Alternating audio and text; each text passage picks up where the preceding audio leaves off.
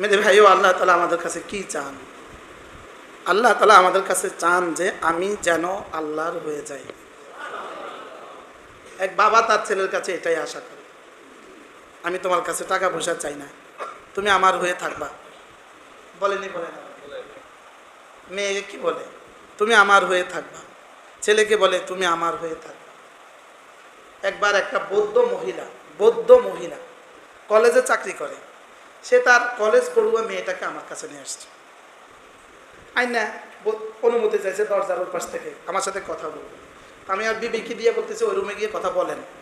তো বলতেছে যে আমি বৌদ্ধ, আমি শুনছি আপনার কথা, বুঝলেন, আমার মেয়েটা যেন আমার হয়ে থাকে এই জন্য একটা তাবিজ দেন। কি বলছে বলেন? দেখেন কি কথা। এক মার দাবি যদি হয় ও আমার হয়ে থাকে, আল্লাহ তাআলার চাওয়া আমার কাছে আর কি, তুমি আমার হয়ে থাকবা। আমার পীর ও মুর্শিদ হযরত মাওলানা সুলতান আহমদ নানুপুরি রহমতুল্লাহ আলাইহি আমার শায়েখ বলতেন, আল্লাহ তাআলার হয়ে যাওয়া পৃথিবীতে সবচেয়ে সহজ, আর আল্লাহ তাআলার হয়ে যাওয়া পৃথিবীতে সবচেয়ে লাভজনক। যদি ব্যবসাটাও সহজ হয় এবং লাভও সবচেয়ে বেশি হয়, এটা কে ছাড়ে বলেন? কি ভাই, ব্যবসাটা কি সহজ আর লাভ কি বেশি, এটা কেউ ছাড়ে বলেন? দেখেন না, কিছু চাকরি আছে বড় সহজ, বেতন অনেক, কেউ যদি এটা ছাড়তে চায় তো আরেকজনে কি বলবে? তোর মাথা খারাপ, মুখ মাফি, ডিউটি এত কম, বেতন এত বেশি, এটা কেউ ছাড়ে রে বলেন? ডিউটি কি, বেতন কি? আল্লাহ তাআলা বলেন তুমি যদি আমার হয়ে যাও আমি তোমার হয়ে যাব। আমি যদি তোমার হই, বলো তোমার আর কি কি লাগবে? জুতু মেরা তু সব মেরা, জমি মেরি পলক মেরা। তুমি যদি আমার হয়ে যাও তো সবই তো আমার। যদি আল্লাহ তাআলা আমার হয়ে যায়, এই জন্য করাচির হযরত ওয়ালা, আমাদের দাদা পীর করাচির হযরত ওয়ালা রহমতুল্লাহ বলতেন, তুমি যদি আল্লাহ তাআলাকে দুনিয়াতে সঙ্গে রাখো, আল্লাহ তাআলা তোমাকে দুনিয়া আখিরাতে সঙ্গে রাখবেন। আল্লাহ তাআলাকে সঙ্গে রাখা পৃথিবীতে সবচেয়ে সহজ। বলেন, আল্লাহ তাআলাকে সঙ্গে রাখা পৃথিবীতে কি সবচেয়ে সহজ? আজি এর ফর্মুলা হলো মূলত চারটা জিনিস হলো আল্লাহ তাআলাকে সঙ্গে রাখার একমাত্র উপায়। বলেন কয়টা? চারটা। এক নাম্বার হলো ইলম, এক নাম্বার কি, দুই নাম্বার হলো ঈমান, তিন নাম্বার হলো আমল, চার নাম্বার হলো তাকওয়া। কয়টা বলেন? কি কি? ব্যাস, এটা কিন্তু পায়েদার পায়ে, এটা কিন্তু একে বাদে দিগার। এক নাম্বার ইলম, দুই নাম্বার ঈমান, তিন নাম্বার আমল, চার নাম্বার তাকওয়া। একটার পর একটা, এই দুইটার মধ্যখানে যেমন কোনো গ্যাপ নাই, ইলম আর ঈমানের মধ্যে গ্যাপ নাই, এর দূর গ্যাপ। এই ঈমান আর আমলের মধ্যে এর দূর, আমল আর তাকওয়ার মধ্যে এর দূর। এই চারটার পরে এটা আরশে আজিম।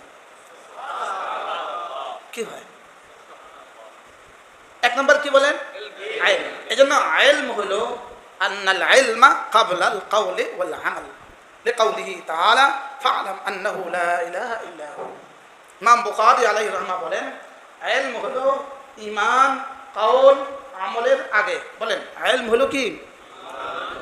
আমরা যে আমাদের 6 বছরের বাচ্চাটাকে আলিফ বা তা শিখাই, ইলমের প্রথম শব্দগুলো শিখাই, ও এখনো কি ঈমান জানে? তাহলে আগে ওরে কি শিখাই আমরা? তাহলে ইলম আগে, বলেন, ঈমান এর পরে, আমল এর পরে, তাকওয়া এর পরে, বাকি এই পরের মধ্যে ব্যবধান কতদূর? আগুন আর ধোঁয়ার মধ্যে ব্যবধান যতদূর। চুলাতে আগুন দিছেন, এবার এখানে ধোঁয়া লাগে, ধোঁয়া, এই আগুন আর ধোঁয়ার মধ্যে ব্যবধান কতদূর? লেগে আছে। বলেন, এটা বিলকুল জুজলায়াতা জাজ্জার ব্যবধান নাই, আছে ব্যবধান না। ম্যাচ ধরাইছেন, ব্রিক ফিল্ড আছে না, ব্রিক ফিল্ড, আসলে ব্রিক ফিল্ড না, এটা ব্রিক বিল্ড। বিল্ড মানে বানানো, বোল্ড বিল্ড, BILD, বিল্ড। এখান থেকে কি করে? নির্মাণ করা, ব্রিক বিল্ড, যেখানে ইট বানানো হয়। এখানে যে চিমনিটা আছে, চিমনি দেখবেন, আমি অনেক সময় আমাদেরকে নিয়ে আগুন দেয়, তো আগুন দেয়, প্রথম দিনে আগুন দেয়, হ্যাঁ, দোয়ার সময় আগুন দেয়। হুজুর ম্যাচটা আপনি মারেন, তো একটা কাঠির মধ্যে খড় পেঁচায় রাখে, কেরোসিন দিয়ে রাখে, এখানে ম্যাচ দিয়া এটার মধ্যে এইভাবে দিছেন ওইভাবে ওইদিকে চিমনির মধ্যে আগুন ধোঁয়া, বুঝেন না? চিমনি কোথায়? এখান থেকে 50 গজ দূরে, ওটা কোথায়? 80 ফিট উপরে। আর এখানে দিছেন, এখানে আলিফ বা তাসা, ওখানে ইমান, ওখানে আমল, ওখানে তাকওয়া। কি হয়? এখানে প্রথম দিন পড়া 8 বছরের বাচ্চাটা, ছেলে বাচ্চা হোক মেয়ে বাচ্চা হোক, ওরা আজকে প্রাইমারি স্কুল থেকে আইনা মাদ্রাসা দিলেন। ওর খালাতো ভাই চাচাতো ভাই বাড়িতে রয়ে গেছে, 3 দিন ওকে রাইখে এবার বাড়িতে নিছেন। 3 দিন পরে এই বাচ্চাটাকে জিজ্ঞেস করেন, তুমি কি 3 দিন নামাজ ছাড়ছো? এক ওয়াক্তও ছাড়ি নাই। বাড়িতে যেটা আছে ওকে জিজ্ঞেস করেন, তুমি কি 3 দিন নামাজ পড়ছো? এক ওয়াক্তও পড়ি নাই। এই বাচ্চারা কিন্তু নামাজের ওয়াজ করে নাই কেউ, এই বাচ্চারা কেউ নামাজের জন্য মারে নাই, নামাজের ওয়াজও তাকে কেউ কি, কিন্তু এই বাচ্চা অটোমেটিক এখানে নামাজে গেছে গা। কি লিগা? আগুন আর ধোঁয়া যে কি সম্পর্ক, কি কাছাকাছি। এই জন্য আগুনের সাথে সাথে ধোঁয়া, ইলমের সাথে সাথে ইমান, সাথে সাথে আমল, সাথে সাথে তাকওয়া। এই জন্য ইলম এমন এক জিনিস যেটা তার হামেলকে তার মালুম পর্যন্ত পৌঁছিয়ে দেয়।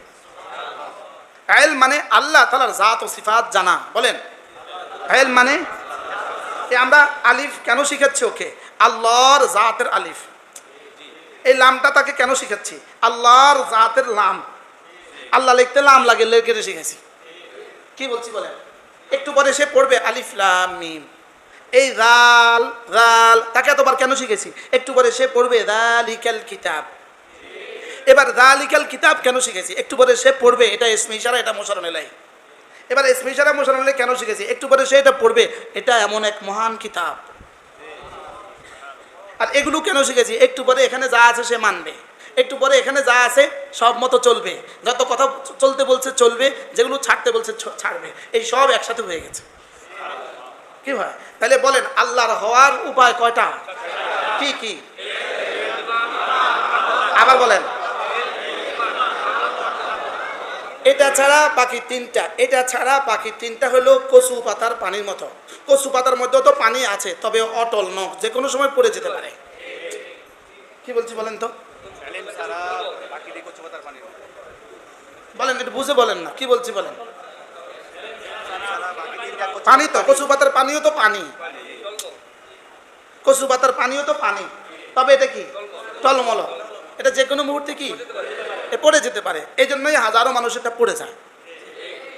ছাত্র জীবনে হযরত মাওলানা হাবিবুল্লাহ মিসবাহ রাহিমাহুল্লাহ তাআলা, আমরা ছোটবেলা যে মাদ্রাসায় পড়ছি, টুমচর মাদ্রাসা, লক্ষ্মীপুর টুমচর মাদ্রাসা, এটা কামেল মাদ্রাসা, আলিয়া মাদ্রাসা। ওই মাদ্রাসায় জোহরের সময় সোমবারে সপ্তাহে বয়ান হইতো। হযরত মাওলানা হাবিবুল্লাহ মিসবাহ রাহিমাহুল্লাহ একবার ওই মাদ্রাসায় কি করছেন? বয়ান করছেন। আমরা ছাত্র। হযরত তখন বলছেন যে কওমি মাযহাব বারিন্দা দিয়ে যে যায় সে জীবনে কখনো বেদাতি হইতে পারে না। কি বলছে বলেন? তখন কিন্তু আমরা কথাটা খুব ভালোভাবে নিতে পারি নাই, যেটা আমরা আলিয়া মাদ্রাসার ছাত্র।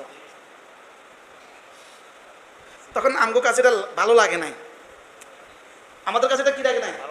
ভালো লাগে না। কিন্তু এখন বুঝছি যে আলহামদুলিল্লাহ যা বলছেন শতভাগ সত্য। ইলম, ঈমান, আমল, তাকওয়া। বলেন, আবার বলেন। তাকওয়া কত নাম্বার? এর আগে কি? মূলত তাকওয়া হলো রং। বলেন, তাকওয়া হলো কি? আমল হলো বিল্ডিং, ঈমান হলো বেস, ইলম হলো বেসের নিচের মাটি। এখন রং আপনি কিসে লাগাইবেন? বিল্ডিং কিসের উপরে দাঁড়াবে?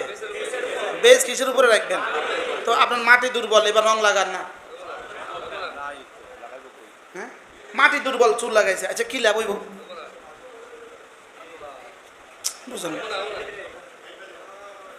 ডাইবা যাইব। কি বুঝছি বলেন? বলেন, মুখস্থ করেন। বেশ হইতে হবে পিলারের মতো। হযরত নানুপুরি রহমতুল্লাহ বলতেন, ওবা ফিলারের দল্লা মুলুবিহ, যেন বাতিলে হেলাইতে চায় হেলাইতে না পারে মতো। ছাত্ররা বুঝছেন? ফিলারের মতো আলেম হও। বলো ইনশাআল্লাহ। এই আলেম হয়ে গেলে আর কাদিয়ানি হবে না, আর শিয়া হবে না, আর রাফেজি হবে না, আর ভান্ডারি হবে না, আর এতাআতি হবে না, আর কোনো বাতিল দলে যাবে না।